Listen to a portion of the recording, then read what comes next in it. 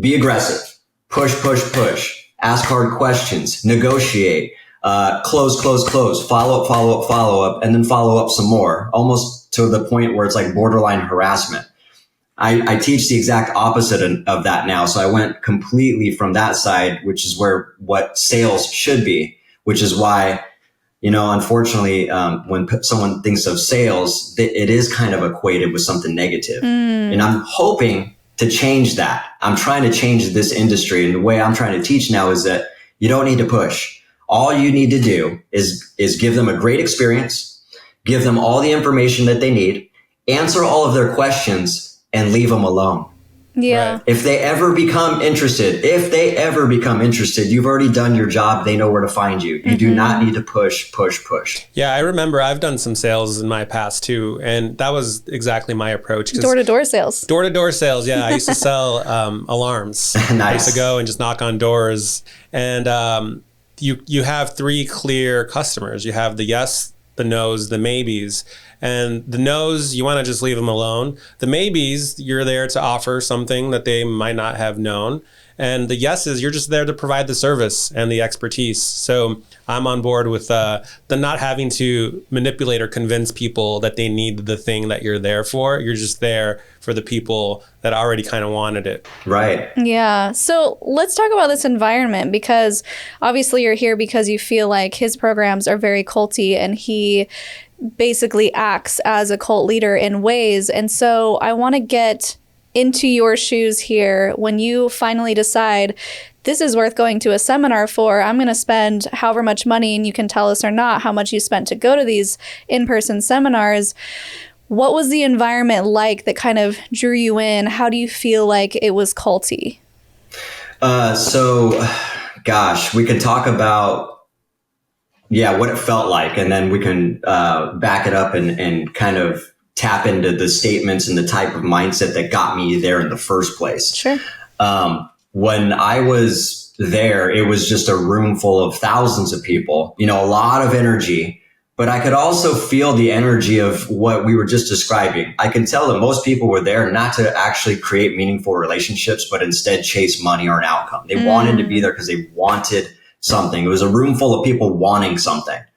And it was the wrong type of environment. And the way that I seen everybody just glorifying and idolizing this guy, to the point to where he could just do no wrong, just like a god. I'm not even kidding.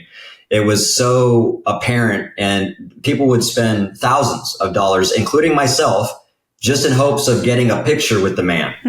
It's pretty wild. Well, I think there's something to be said too about we're talking about in your journey, the right place at the right time. One of the things we find in our interviews with a lot of these cult survivors, the cult itself has to be here at the right place at the right time in history. The circumstances have to be ripe and ready for this to even happen. So I feel like this self-help hustle culture generation that we're in was just right for all these, you mentioned the room is just kind of buzzing with social media. They're hungry. They want to be better. They want to do better. They want to grow their business. They're all kind of just probably feeding off each other, which now you have that echo chamber thing going on. And you have that energy, that feeding frenzy of like, we're all hustling together. Easy to fall into. Oh, 100%. And it's easy to get engrossed in that when you have a room full of that energy you're talking about, where, like you said, a feeding frenzy that just exacerbates when you're around that community. And this is also why some of these were like 2-3 day events. And it's so funny looking back on this now. A lot of times, a lot of the purchases, the big purchases I made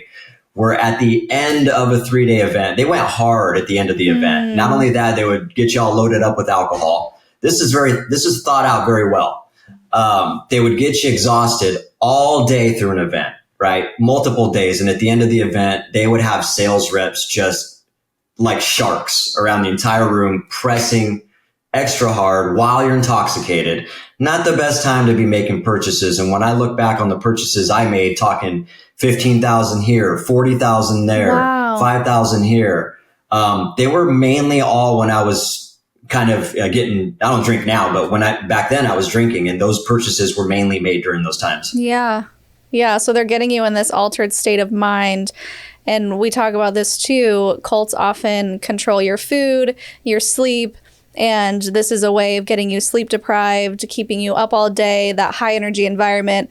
I imagine, tell me what this is like, but I imagine people like jumping up, maybe there's some clapping involved, maybe there's like turn to your neighbor and do this and like write down and journal this. Like I've been to some of those, and it's not to say they're all cults, but I think it's important to recognize the cult patterns within them so that you don't end up taking a wrong turn, and in your case spending so much money. I mean, what were the things you were purchasing for $40,000 or $20,000? Just promises of business growth primarily. Just, hey, you need this program. You need in order to scale and get to the next break point. It was like there was this there was always another level. No matter what you bought and did, there was always another level, and it seemed like there was never an end to it. Just like sounds like Scientology. Which I forgot to mention in the intro, and you're going to get into this in a little bit. I don't want to dive in too much right now, but you found out that Cardone is a Scientologist, and you started to recognize the patterning and how it was kind of modeled after Scientology, which is really, really interesting. We've covered that quite a bit on this channel, but let's go back to the environment. So when you first walk in, I found that people who we've interviewed from groups such as this, whether it's NXIVM or even just MLMs in general, when they first go into these seminars, there is a little bit of red flag that goes off, and you're like, this feels a little weird.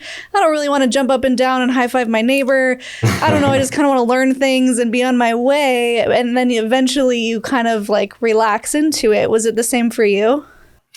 Yes. And a matter of fact, talking about red flags and ignoring my intuition and ignoring my conscience, it's easy for me to look back now because it's almost like that character, that person is gone, and it was like shedding skin. I'm a completely different person now. So I feel like Neo in the Matrix. I always make that reference, but I can literally see everything that happened to me and what's going on with people right now. Red flags. So I didn't notice the red flags while I did, but it wasn't something that was like in my face. And, I didn't consciously ignore it. Without getting into a spiritual conversation, the spiritual moment I had 2 weeks prior to actually publicly coming out of Cardone community in the 10X community, there was this moment where I was kind of being told to sit down and pay attention to all the red flags that I ignored over the few years. And it was like a flash in front of me, all the moments at once that I ignored.